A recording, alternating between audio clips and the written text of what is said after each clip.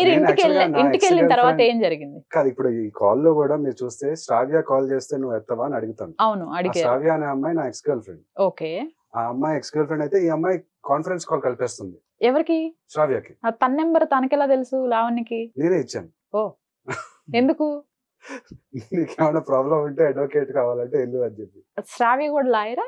శ్రావ్య అనే lawyer. Actual నా story మీకు ఇంకా తెలియదు. ఈయన హాఫ్ బేక్డ్, ఆవిడ ఫుల్ లాయర్. ఇంకా యాక్చువల్ జరిగింది ఏంటంటే సిబిఐటీలో నేను ఇంజనీరింగ్ చేశాను. ఇంజనీరింగ్ చేసిన తర్వాత ఒక మూవీలో ప్రొడ్యూస్ చేశాను, కాదల్ అనే మూవీ, తమిళ టైటిల్, తెలుగు మూవీ. నేను డెలైట్ లో వర్క్ చేసినప్పుడు 2019 లో ఒక 30 lakhs పర్సనల్ లోన్ తీసుకొని ఇన్వెస్ట్ చేయడం జరిగింది. అయితే నా సిబిఐటి ఫ్రెండ్ సునీల్ అనే అతను ఇట్లా ఒక డైరెక్టర్ వాళ్ళ స్కూల్ ఫ్రెండ్ ద్వారా ఒక 3 ప్రొడ్యూసర్స్ ని పరిచయం చేశాడు. పరిచయం చేస్తే నేను పర్సనల్ లోన్ తీసుకుని, నేను యాక్చువల్గా మిడిల్ క్లాస్ ఫ్యామిలీ నుంచి అండి. మా father central government employee, mother house wife. So అయితే 30 lakhs ఇన్వెస్ట్ చేశాను. ఇన్వెస్ట్ చేసి అంటే ఆల్రెడీ మూవీ స్టార్టింగ్ అయిపోయింది, షూటింగ్ అవుతుంది, 50% అయిపోయింది. అయిపోయిన తర్వాత నన్ను అప్రోచ్ అయ్యారు. నేను ఈ 30 lakhs ఇచ్చాను, ఒక 90% వరకు వెళ్ళింది. వెళ్ళిన తర్వాత మళ్ళీ ఇన్వెస్ట్ చేయమని చెప్పారు. నా దగ్గర అంతే మనీ లేవు. సో అయితే వేరే ప్రొడ్యూసర్ని కూడా మనం యాడ్ చేసుకుందాం అని చెప్పాను. ఆల్రెడీ 3 ఉన్నారు, నేను 4వ వాడిని, నెక్స్ట్ 5వ వాడు అవుతాను. సో అయితే నాకు తెలియకుండా ఒక కొత్త ప్రొడ్యూసర్ కిరణ్ రెడ్డి మందాడి అనే ఆయన దగ్గరికి వెళ్ళి, నేనే రాజు నేనే మంత్రికి మూవీ ఆయన, మూవీకి ప్రొడ్యూసర్ ఆయన, రానా మూవీ ఆయన, భరత్ చౌదరి గారు, తర్వాత సురేష్ బాబు గారితో కలిసి 3 కలిసి చేశారు. సో అయితే ఆ మూవీలో ఆయన చేసిన తర్వాత ఇట్లా నేను వెళ్ళి చూపించాను, నా ప్రూఫ్స్ అన్ని చూపించాను, ఇంత ఇన్వెస్ట్ చేశాను 30 lakhs అని చెప్తే ఆయన ఏమన్నారంటే, ఈ డైరెక్టర్ ప్రొడ్యూసర్స్ నన్ను కూడా చీట్ చేశారు, వాళ్ళ మీద కేసు పెట్టి అన్నారు. సో 21 లో క్రిమినల్ కేసు, 22 లో సివిల్ కేసు పెట్టడం జరిగింది. సో 22 లో సివిల్ కేసు పెట్టింది. ఆ కేసు పట్టుకొని ఆ అడ్వకేట్స్ కొంతమంది కమర్షియల్ గా ఉన్నారు అని చెప్పి నేను ఈ అడ్వకేట్ నా ఎక్స్ గర్ల్ ఫ్రెండ్ శ్రావ్య దగ్గరికి వెళ్ళాను. ఎక్స్ గర్ల్ ఫ్రెండ్ కాదు, అప్పుడు గర్ల్ ఫ్రెండ్ కాదు, ఓన్లీ అడ్వకేట్. సో ఆమె ఎట్లా పరిచయం అంటే, కావేటి శ్రీనివాసరావు గారు అని ఒక సీనియర్ అడ్వకేట్ పెద్ద ఆయన ఉన్నారు, ఆయన ద్వారా పరిచయం. ఈయన కేసు చెప్తూ ఆవిడ పడేశాడు. పడేయడం ఏం లేదు, ఆవిడ పడేసింది. అదే సో ఫస్ట్ శ్రావ్యతో మీరు అక్కడ కేసు దగ్గర కనెక్ట్ అయ్యారు. కొచ్చికి వెళ్ళాం మేమిద్దరం, చెప్పాలి, నేను కలిసి వెళ్ళాం. రిలేషన్షిప్ లో ఉన్నప్పుడు, ఫ్రెండ్షిప్ లో ఉన్నప్పుడు. ఓకే, అదేనండి ఫ్రెండ్షిప్, రిలేషన్షిప్ అంటే ఫ్రెండ్షిప్ అంటున్నాను నేను. Friendship became love. ఓకే. తను ఏదో ఒక డివోర్స్ కేసు పని మీద వెళ్ళింది, అయితే నేను కూడా వెళ్ళాను. అట్లాగా ఈ మూవీ కేసు కి సంబంధించి ప్రొఫెషనల్ ఫీజు ఏదైతే ఉందో నేను ఒక 1 lakh క్రెడిట్ కార్డ్స్ ద్వారా పే చేశాను శ్రావ్యకి. ఓకే. సో అయితే మళ్ళీ ఇక్కడికి వచ్చేసిన తర్వాత తను వైశ్య కమ్యూనిటీకి సంబంధించిన అమ్మాయి. సో తనకి ఒక సైంటిస్ట్ ఎవరో దొరికాడు, మనం బ్రేకప్ అయిపోదాము, నేను అతను పెళ్లి చేసుకుంటానని చెప్పింది. సరే ఓకే అని చెప్పాను. నేను ఏదైతే మనీ స్పెండ్ చేశానో అది ఇచ్చేసే అని చెప్పాను. అదే ఎందుకన్నానంటే, మా మదర్ ప్రాపర్టీ మనీ ఇన్వాల్వ్ అయింది దాంట్లో. సో ఆల్రెడీ పర్సనల్ లోన్ తీసుకొని అప్పుల్లో ఉన్నాను. అయితే మా మదర్ ప్రాపర్టీ కొంత అమ్మితే దాంట్లో నుంచి కొంత అప్పు తీర్చి ఇక్కడ కట్టాను. సో ఆ 30 lakhs రాబట్టుకోవడానికి. సో అందుకని అక్కడ ఒక ఎమోషనల్ అటాచ్మెంట్ ఉంది నాకు, అందుకని అడిగాను. అడిగినందుకు నా పైన షీ టీమ్స్ కి ఒక కంప్లైంట్ ఇచ్చేసింది శ్రావ్య. ఏమని ఇచ్చింది, ఇతను అడ్వకేట్, నేను అడ్వకేట్, ఆ అబ్బాయి క్లయింట్, నా దగ్గరికి వచ్చి ఒక ఫోటో చూపించాడు తన ఫోన్లో, మార్ఫుడ్ ఫోటో చూపించేసి, ఇట్లాగా నువ్వు నన్ను పెళ్లి చేసుకుంటావా లేదా నువ్వు నా రిలీజన్, నేను క్రిస్టియన్ కదా, ఓసీ క్రిస్టియన్, నువ్వు నన్ను నా రిలీజన్ లో కన్వర్ట్ అవ్వు, లేదా నువ్వు నాకు డబ్బులు ఇవ్వు, ఇట్లా అని చెప్పేసి చీటింగ్ అంటే లైక్ థ్రెటన్ చేశాడు అని చెప్పేసి షీ టీమ్స్ కి కంప్లైంట్ ఇచ్చింది. సో షీ టీమ్స్ పోలీస్ వాళ్ళు వచ్చి నా టేబుల్ మీద ఉన్న గ్యాడ్జెట్స్ అన్ని కూడా సీజ్ చేసేసారు. 5 lakhs వర్త్ గ్యాడ్జెట్స్ అండి, 2 ల్యాప్టాప్లు, 2 ఫోన్లు, హార్డ్ డిస్క్ అన్ని సీజ్ చేసేసారు. సీజ్ చేసేసి నన్ను అరెస్ట్ చేశారు. అరెస్ట్ అంటే తీసుకెళ్లారు. సో నేను వెళ్ళాను షీ టీమ్స్ కి. యాక్చువల్ గా షీ టీమ్స్ కి అథారిటీ లేదు అట్లా సీజ్ చేసే అథారిటీ. నాకు అప్పట్లో తెలియదు కదా. సో ఆ సీజర్ రిపోర్ట్, వారెంట్ ఇట్లాంటివి ఏమి అడగలేదు నేను. సో జనరల్ గా వెళ్ళిపోయిన తర్వాత అక్కడి నుంచి నన్ను చిక్కడపల్లి పోలీస్ స్టేషన్ పంపించేసి, నా గ్యాడ్జెట్స్, నా ఫోన్ ఓపెన్ చేసి ఆ అమ్మాయికి ఇచ్చేసి, నీకేం కావాలంటే అది డిలీట్ చేసుకో అంటే ఆ అమ్మాయి అన్ని డిలీట్ చేసేసుకుంది, వాట్సాప్, ఇన్స్టాగ్రామ్, SMS. మీ ఇద్దరు చాటింగ్ చేసుకున్న హిస్టరీ రిలేషన్షిప్ ఎస్టాబ్లిష్ అవ్వకుండా ఓకే అట్లా డిలీట్ చేసేసింది. డిలీట్ చేసేసి మళ్ళీ నెక్స్ట్ రోజు FIR పెట్టేసింది. ఏమని? సేమ్ ఇదే కేసు స్టాకింగ్ 354D ఓ 500 509 అని డెఫమేషన్, మోడెస్టీ ఆఫ్ ఉమెన్ ఏదో చిన్న కేసులు వేసేసింది. అంటే వదిలించుకుందామని బేసిక్లీ. సో అంటే నా డబ్బులు తీసుకొని మళ్ళీ రివర్స్ లో నా పైన కేసు పెట్టింది అమ్మాయి. అందుకని బార్ కౌన్సిల్ లో కంప్లైంట్ ఇచ్చాను. ఇస్తే మళ్ళీ సెకండ్ FIR వేసేసింది. అందుకని మళ్ళీ మీడియాకి వచ్చాను నేను, ప్రెస్ కాన్ఫరెన్స్. సెకండ్ FIR ఏమనేసింది? క్రిమినల్ ఇంటిమిడేషన్, అంటే నువ్వు ఫస్ట్ FIR తీస్తావా లేదా, లేకపోతే మళ్ళీ నీ పైన బార్ కౌన్సిల్ లో కంప్లైంట్ ఇస్తా అన్నట్టు అట్లా చేసింది. అసలు జరిగింది అది కాదు. ఆ అమ్మాయి నా కెరియర్ పాడు చేసింది అయినా కూడా మళ్ళీ ఆ అమ్మాయి కెరియర్ పాడు చేయడం ఎందుకు అని చెప్పేసి నేను అమ్మాయికి చెప్పాను, ఇట్లా బార్ కౌన్సిల్ లో కంప్లైంట్ ఇస్తున్నాను, మరి ఎందుకు మనం కాంప్రమైజ్ అయిపోదాం అని చెప్పేసి. అయితే ఆ అమ్మాయి దాన్ని ఎట్లా చూపించింది, నేనేదో ఆ అమ్మాయికి ఒక ప్లకార్డ్ చూపించినట్టు. యాక్చువల్గా ప్లకార్డ్ కూడా తీసుకొచ్చాను. మొన్ననే ఇది చిక్కడపల్లి పోలీస్ స్టేషన్ ముందు నుంచున్నాను, ఇది పట్టుకొని చూడండి. Justice delayed is justice denied. My phones and laptops worth ₹5 lakhs were illegally seized and forcibly seized by the She Teams police and Chikkadapalli police on January 8th, 2024, 400 days ago, without providing me with a seizure report.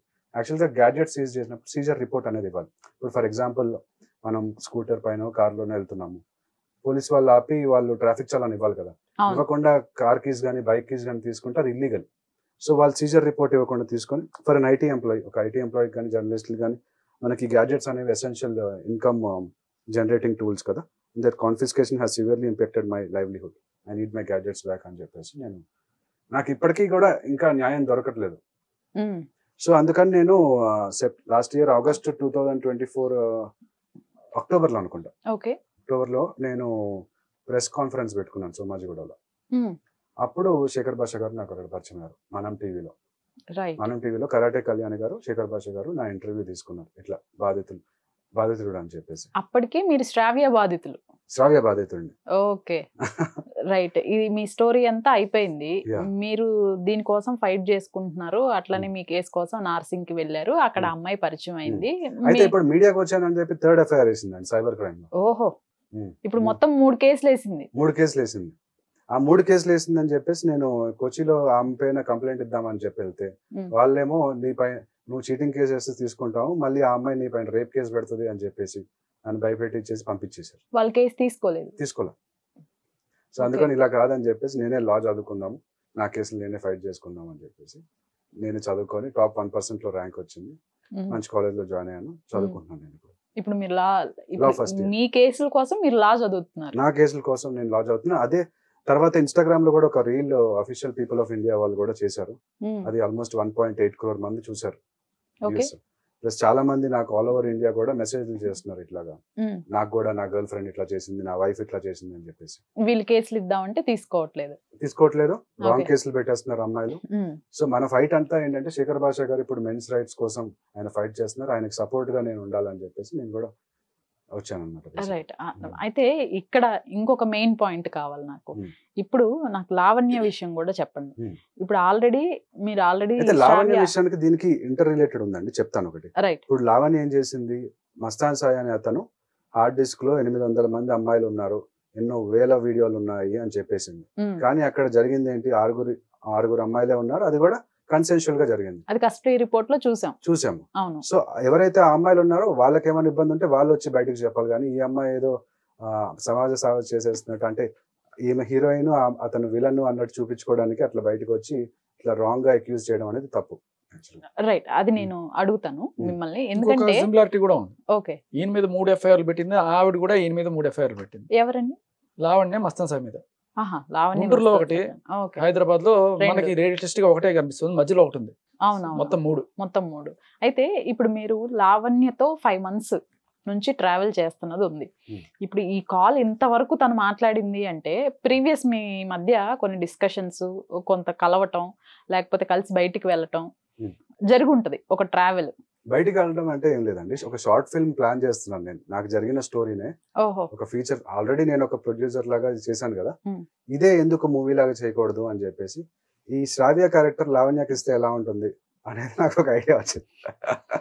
ఓహో అలా connect అయ్యారా? Okay అలా connect అయ్యి okay నువ్వు చేస్తావా అని అడిగారు నేను అంతే.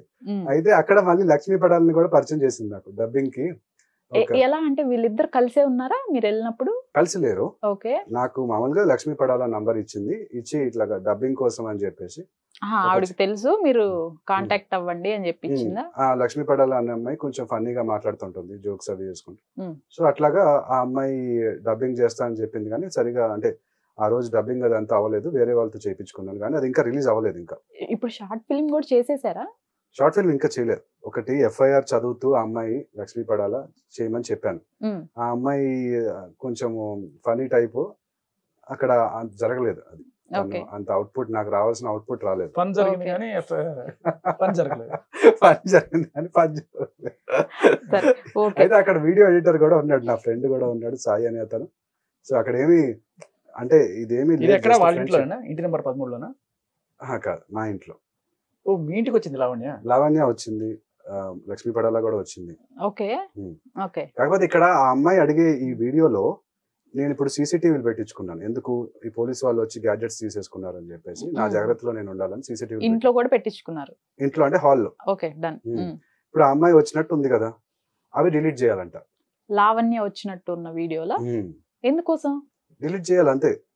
ఓహో అమ్మాయిలు అంటే ఇప్పుడు ఈ అమ్మాయి కూడా శ్రావ్య కూడా నా ఫోటోలు వీడియోలు డిలీట్ చేయి, లేదా రివర్స్ బ్లాక్ మెయిల్ అనమాట, లేదా నీ డబ్బులు నీకు ఇవ్వను. ఇప్పుడు నాకు ఒక్కటి చెప్పండి కెవిన్ గారు, మీరు లావణ్య ఆఫ్టర్ మస్తాన్ సాయి తర్వాత కలిసి ఉన్నారనేది వాస్తవమా కదా? అంటే ఒక రిలేషన్షిప్ వరకు వెళ్ళారు అనేది. రిలేషన్షిప్ ఏం లేదు, జస్ట్ ఫ్రెండ్షిప్ అంతే. అదే అండి, ఏ టైప్ ఆఫ్ ఫ్రెండ్షిప్ అని అడుగుతున్నాను. అదే ఫ్లర్టింగ్ టైప్ ఆఫ్ అని చెప్పాడు కదా. ఫ్లర్టింగ్ అయిపోయింది కాదు, ఒక నాదొక డౌట్. మేము క్లియర్ గా కాల్ లో విన్నాం కదా ఎవ్రీథింగ్. జాబ్ లేదంటే ఏదో జాబ్ ఇస్తారా?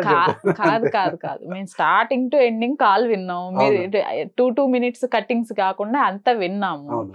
సో నేను నిన్ను నమ్మాను, నేను నీకు సర్వం అర్పించాను అనేది క్లియర్ గా చెప్తోంది తను.